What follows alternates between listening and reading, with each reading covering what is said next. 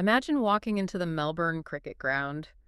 100,000 screaming fans are just packed into the grandstands. Oh yeah, the tension is thick enough to cut with a knife. Exactly. And the ultimate underdog is staring down this undefeated, seemingly invincible juggernaut. It is the absolute pinnacle of sports drama. Except, well, none of the players on that field actually have pulses. Right, they don't have muscles, no $1 million contract. Definitely no coach yelling at them from the sidelines, because they are entirely the product of a pair of plastic dice rolling across a table. It's wild. It is. Welcome to the deep dive.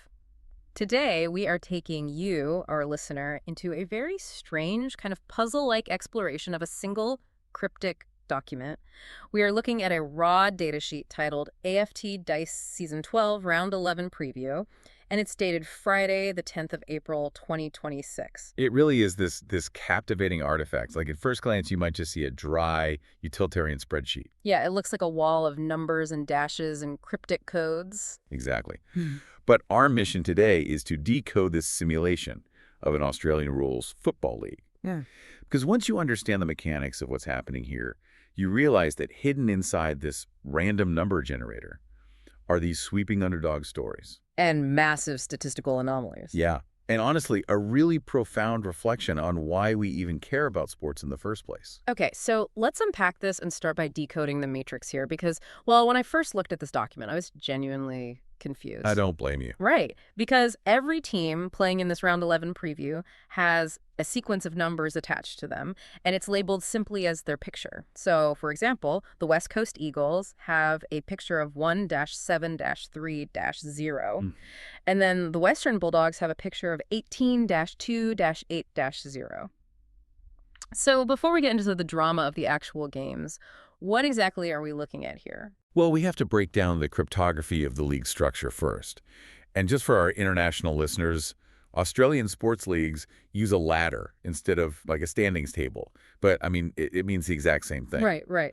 So the key to unlocking this whole code is actually right there in the document's header. It says Round 11 Preview. Which tells us every team has completed exactly 10 games. Exactly. So if you look at the last 3 digits of the Eagles code, the 7, the 3, and the 0, they add up perfectly to 10. Okay, so it's literally just a standard win-loss draw record, like 7 wins, 3 losses, 0 draws. Precisely. The format is ladder position, and then that's followed by wins, losses, and draws. Okay, got it. So that first number is just their rank out of the 18 teams in the league, meaning the Eagles are sitting in first place, and the Bulldogs are, well, dead last in 18th place. Okay, but wait, I have to challenge the premise here. Go for it. If this is AFT Dice, which obviously implies a tabletop simulation where the outcomes of these footy games are determined by a random number generator or literal dice rolls. Yeah. How does the ladder look so much like a real structured sports league? I mean, you've got West Coast dominating with 7 wins. You've got the Bulldogs struggling with only 2. Shouldn't a league based entirely on random chance just be this uniform gray blob where everyone is hovering around like 5 wins and 5 losses? That is the exact trap most of us fall into when we think about probability. We intuitively assume that random just means evenly distributed. Because it should be, right, 50-50. Well, in the long run, sure. Mm-hmm. Say over 1 million dice rolls, it absolutely does. Yeah. The law of large numbers dictates that everything eventually regresses to the mean. Right. But this isn't 1 million games. This is just a snapshot of a 10-game season. And in a small sample size, variance is absolute king. So just because the sample size is small, the mathematical weirdness basically gets magnified. Exactly. Even if every single team in this simulated league has the exact same theoretical 50-50 odds of winning before the dice are rolled, the actual outcomes are going to cluster. Right, like flipping a coin. Yeah, if you flip a coin 10 times, getting 7 heads and 3 tails isn't some crazy anomaly. You know, it actually happens quite often. And in this league, getting 7 heads makes you the West Coast Eagles. It makes you a championship contender. And getting 2 heads makes you the Western Bulldogs. The system naturally generates this hierarchy of quote-unquote good teams and bad teams entirely through just the standard deviation of random chance. Wow, that is fascinating. It's almost like looking at the night sky. Like the stars are scattered completely randomly across the darkness, but our human brains just can't handle the randomness, so we connect the dots and say, oh, look, there's a hunter or there's a bear. Yeah, that's a perfect analogy. The dice are just dropping random wins and losses, but we connect the dots and call it momentum or, a team in crisis. Exactly. And once that structure exists, like once the math creates a definitive top and a bottom, we instantly apply a narrative to it. Which actually brings us to the extremes of the ladder in this specific Round 11 preview. Yeah, let's talk about those extremes because the matchmaking for this specific weekend of simulated footy is honestly almost too perfect to be random. It really is. We have the West Coast Eagles, ranked number 1 at 7-3, and they are hosting the Western Bulldogs, ranked number 18 at 2-8. I mean, that is the absolute top team playing against the absolute bottom team. And it doesn't just happen once. No. Over at the Melbourne Cricket Ground, we have Richmond, who are sitting in second place with a 7-3 record, hosting St. Kilda, who are in 17th place with a 2-8 record. The symmetry there is incredible. First versus 18th, second versus 17th. It is the ultimate David versus Goliath setup, occurring twice in the exact same round. But I keep coming back to the sort of existential question of this whole exercise. You listening to this right now, think about the last time you watched your favorite team go on a devastating losing streak. It hurts. It does. You probably blamed the coach. You blamed lack of heart or effort. You felt the heavy, miserable weight of that record. Absolutely. In the simulation, St. Kilda is wearing a 2-8 jersey. It's a heavy jersey, even if it's completely made of pixels and data. But if we know intellectually that St. Kilda's performance is going to be dictated by literally a piece of plastic tumbling across a table, why does it feel like a daunting task? Why do they feel like the underdog? What's fascinating here is that we willingly suspend our disbelief just to project human emotion onto the data. Right. Like when that 2-8 St. Kilda team walks into the MCG to face a 7-3 Richmond juggernaut, the underlying mathematics of the game haven't changed at all. Right. The dice do not remember the previous 10 rounds. St. Kilda has the exact same statistical probability of rolling a winning number as Richmond does. Because the dice have no memory. Yeah. They don't know that St. Kilda supposedly has terrible morale. Right, but the latter has a memory, and we have a memory. If St. Kilda wins this game, intellectually we know it isn't a statistical marvel. It's literally just a quirk of the random number generator landing in their favor. Right. But narratively, it's thrilling. A St. Kilda win feels like this massive disruption to the established order. We cheer for the upset, entirely forgetting that the quote-unquote order of the league was just an illusion created by variance in the first place. We are desperately rooting for tails just to see the streak of heads broken. Exactly. Okay, so variance creates this really clean, dramatic top and bottom. But what happens to the teams that don't hit those statistical extremes? Are they just trapped in this perfectly balanced purgatory? Oh, they absolutely are. If the top and bottom of the ladder give us these clear, sweeping narratives, the middle of the ladder is where the true muddy chaos lives. The average teams. Yeah, because the definition of mathematical average in a 10-game sample is 5 wins and 5 losses. And we have a massive logjam of teams sitting right there. Look at the clash schedule between Carlton and the Sydney Swans. Yeah, Carlton is sitting in 12th place. Sydney is in 10th place. And both of them have an identical picture of 5 wins, 5 losses, and 0 draws. Is the dictionary definition of a coin flip matchup. Right. You have two incredibly average 500 teams battling it out to see who gets to peek their head above the mediocrity line and who slides down into the bottom third of the league. It's an existential battle for relevance. Cobley. But here's where it gets really interesting. Because hovering right above that 5 and 5 logjam is where we find the absolute weirdest piece of data on this entire sheet. Yeah. I want to talk about Hawthorn. Oh, yes. So because I'm looking at Hawthorn's record in 6th place, and it honestly feels like a glitch in the simulation. Their code reads 6-5-3-2.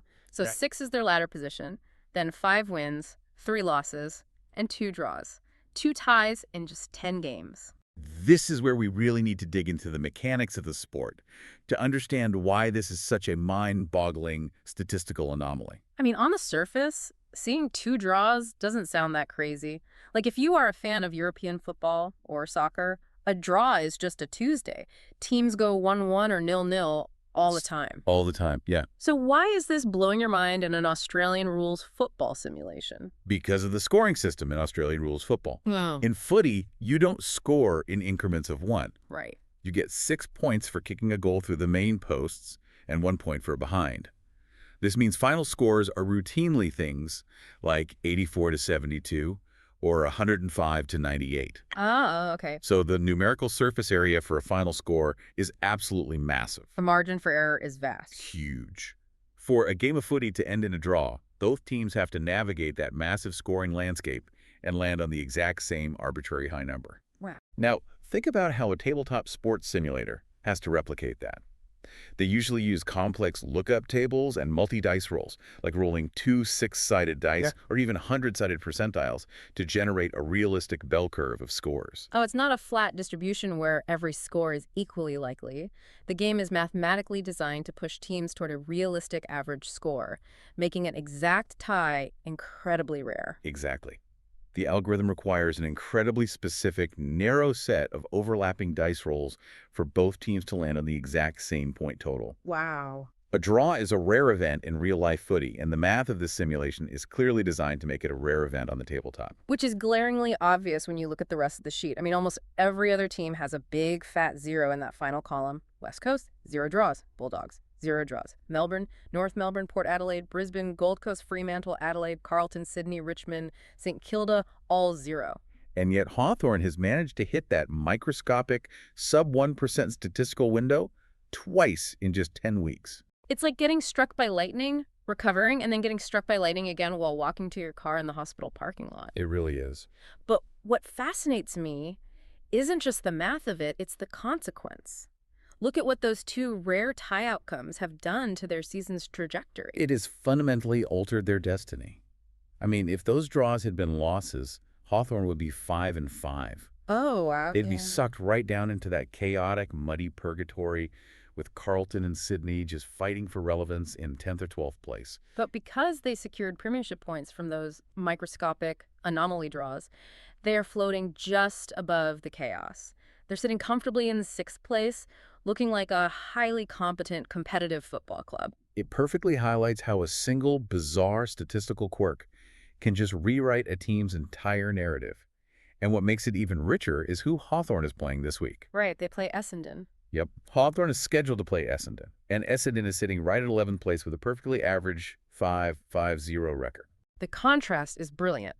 You have Essendon, the picture of binary win-or-lose mediocrity, taking on Hawthorn, the statistical unicorns who have literally drawn their way into the upper echelon of the ladder. It's incredible. Now, we've decoded the standings, we've explored the psychology of the underdog, and we've mapped out the anomalies. But there is one final layer to this document that grounds all of this abstract mathematics into reality. Okay. We have to talk about the geography of chance. Right, because the creators of AFT Dice didn't just give us the matchups. They didn't just say Team A rolls against Team B. They assigned every single one of these virtual games to a legendary real-world stadium. Yeah. Let me just read through some of these venues. Please do. Notice the scale of these places. We've got the West Coast Eagles and Western Bulldogs playing at Optus Stadium over in Perth. Port Adelaide taking on the Brisbane Lions at the Adelaide Oval. Gold Coast Suns versus Fremantle up at Metricon Stadium. The GWS Giants and Adelaide Crows at Giant Stadium. Essendon and Hawthorn plus Carlton and Sydney playing double duty at Marvel Stadium. And then there's the big one. And then the crown jewel. This preview sheet has the Melbourne Cricket Ground, the MCG, hosting 3 massive games in round 11. You've got Collingwood versus Geelong Cats, Melbourne versus North Melbourne, and that Richmond versus St Kilda mismatch we talked about earlier. 3 games at the MCG in one weekend, the 100,000-seat Coliseum of Australian sport. Honestly, the simulated traffic around Yarra Park must be an absolute nightmare. Right. But seriously, so what does this all mean? Why go through the trouble? If I am building a spreadsheet that uses random numbers to generate wins and losses, why bother typing out Adelaide Oval? The math equation doesn't care what building it happens in. Does the game engine actually give a mathematical +1 to the home team's dice roll or something? Well, if we connect this to the bigger picture, even if it doesn't offer a mechanical home field advantage, like even if it is purely cosmetic, the inclusion of the venues is vital. It is all about emotional weight. Emotional weight. Grounding raw data in real-world geography is the magic trick that turns a mathematical output into a visceral event. Oh, I see. It bridges the gap between a spreadsheet and a living, breathing sports season. Exactly. Without the stadiums, this is just a list of variables in a computer program resolving equations. Yeah. But the moment you say Collingwood versus Geelong at the MCG, it ceases to be just numbers on a page. You, the listener, instantly visualize the massive, sweeping grandstands. Yeah. You hear the roar of the crowd. You feel the chill in the April air.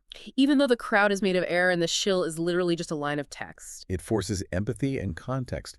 Playing at the MCG, the spiritual home of the sport, feels fundamentally different than playing a twilight game at Metricon Stadium. The ghosts of past games, the historic weight of the venue, the pressure of a grand final atmosphere, we willingly attach all of that heavy cultural baggage to a completely fresh, random roll of the dice. It gives the simulation a soul. You aren't just calculating a result, you are attending an event. You can imagine the Port Adelaide fans packing into the Adelaide Oval, screaming their lungs out, completely unaware that their fate against the Brisbane Lions has already been decided by the tumbling of polyhedrals on a desk somewhere. Which is, in a strange, somewhat humbling way, exactly what being a real-life sports fan feels like. Wait, really? Yeah.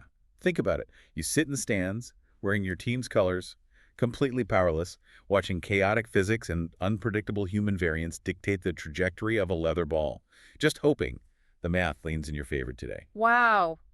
That is incredibly profound. It really makes you step back and marvel at what we've actually uncovered here today. I mean, we've covered an immense amount of ground from a single piece of paper. We really did. We took a cryptic, dry list of fixtures for a Friday in April 2026, and we unraveled an entire universe. We cracked the cryptographic code of the picture format to reveal the hidden standings.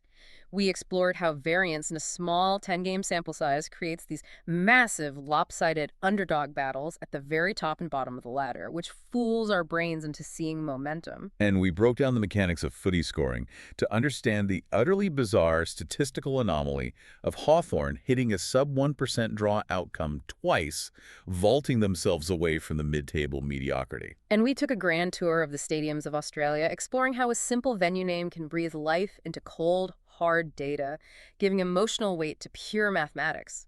It has honestly been a masterclass in how much story and drama can be squeezed out of just a few lines of text.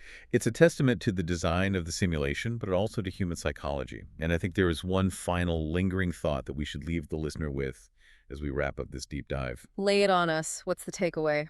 Well, we've spent this entire time dissecting the narratives of AFT Dice.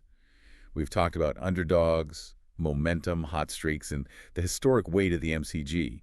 But we know, unequivocally, that every single outcome in this league is generated by pure, flat, random chance. Right. So if a simple dice simulation can generate this much genuine tension, this much narrative structure, and this much underdog lore, what does that say about our deep human need to project stories and meaning onto the random chaos of our own reality? Oh, wow. Are the real-world sports we watch every weekend truly carefully crafted dramas of pure skill, heart, and willpower? Yeah. Or are we all just staring at the cascading numbers of our own universe, desperately trying to find the shape of a hero in the noise? That's something to think about. Next time you are screaming at your television because your team just blew a massive lead, or you see a jagged white line on an x-ray, or you're just staring at the cascading code of a spreadsheet at work, just remember, the real story isn't the data. The real story is whatever your mind decides to build out of the numbers.